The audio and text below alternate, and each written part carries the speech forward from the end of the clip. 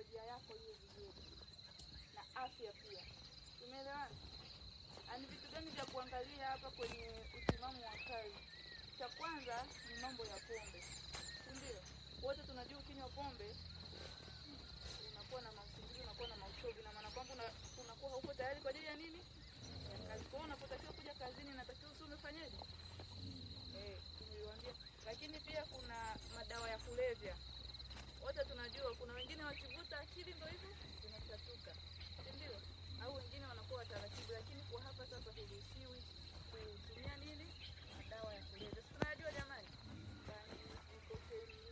Tunavijua sisi vijana. Lakini cha tatu ni madawa. Ni madawa lakini sasa yale ya hospitalini sasa. Kwa sababu kuna madawa ukimeza mwili unafanyaje? Unanyong'onyea. Sisi tunajua wote. Kwa hiyo unapokuwa umemeza madawa, angalia ni aina gani ya madawa umekuwa umemeza. Kama umemeza dawa zenye nguvu, tafadhali usije hapo utakuja kufanyaje? Kuzimia. Sawa?